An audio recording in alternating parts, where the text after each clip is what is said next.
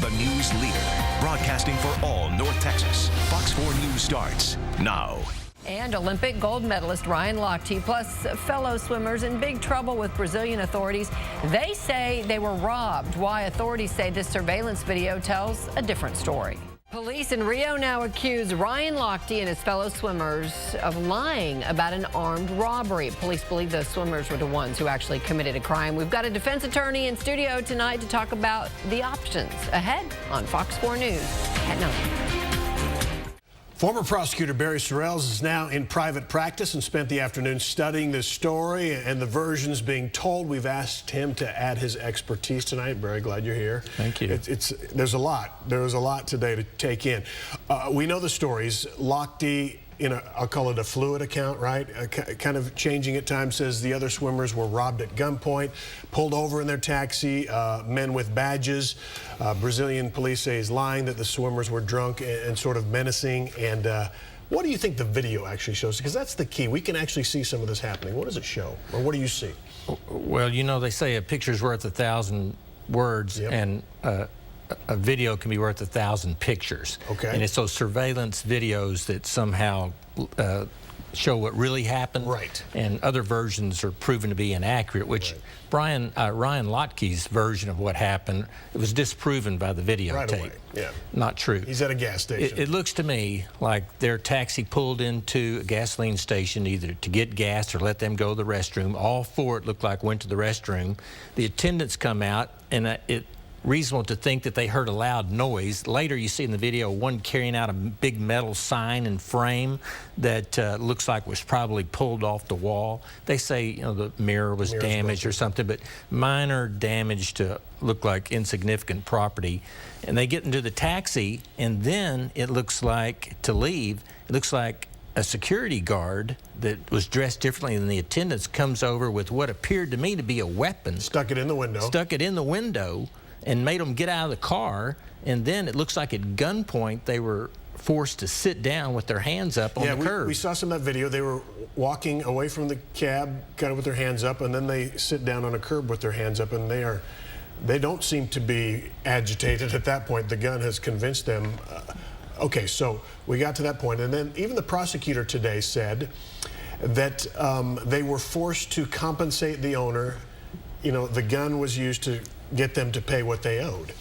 And you say, by U.S. standards, they were, in fact, robbed. That account, what we saw, that's in the United States robbery. Tell me about that. The only evidence of they're doing something wrong was pulling an old sign off a wall, apparently. And then they're forced out of at gunpoint to exit the vehicle. I never saw anything in the video that under American law would justify pointing a gun at somebody. If I were to cause damage to your property and you saw me do it and now you think I owe you money and you pull a gun out and say, give me my $31 for pulling that sign down, then you've just robbed me of $31. Now, it may be different in Brazilian law. I can't imagine that it is, but you don't have a right to collect damages owed at the point of a gun. That makes you doing the criminal act. I never saw any threatening act that on behalf of these athletes that would justify anyone pointing a gun at them. Now, you're not defending Lochte and his behavior. It appears, I mean, he kind of made up a story. He told his mother, apparently, and then about this yarn, and then the mother told the media, and that's kind of how it exploded, and he had to kind of continue to tell this story. But you're not really defending the swimmers' actions at this point. No, I'm not defending if alcohol is involved after a late night of partying, they damage some property. That's the wrong thing to do. Sure. They should pay for it. They did.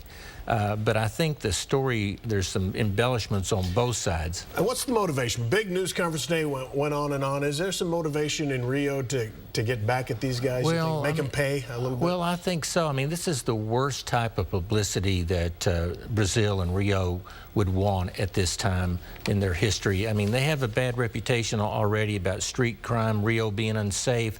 They're showcasing their country, their capital, the Olympics. They're wanting great publicity. publicity from this to make their country look good. And all of a sudden, this story about a car pulling over a taxi and strangers jumping out with guns, pretending to be police officers, robbing these innocent guys at gunpoint, that's really bad for the image of this country and this city. It was interesting to hear the prosecutor almost suggest what would really be smart of these guys would be to apologize to the people of Rio. I think that may be the tactic here. Do you suppose when these swimmers get home back to safe ground, some different stories might be emerging? Maybe, I have no idea, but once you probably say what you say to get out of Rio and not get in prison or something. Yeah. And then some other stories might emerge once everybody gets back home. The video was incomplete. What's really unclear is how weapons were brandished by the people at the gasoline station, and what was said, and how why they decided to pay that money on the spot.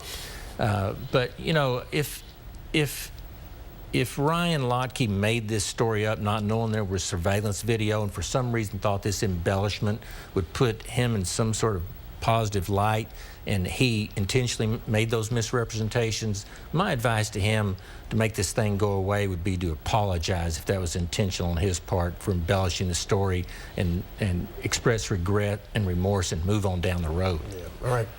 Mary Sorrels, thanks. Good input. Thanks for the invitation. Appreciate it.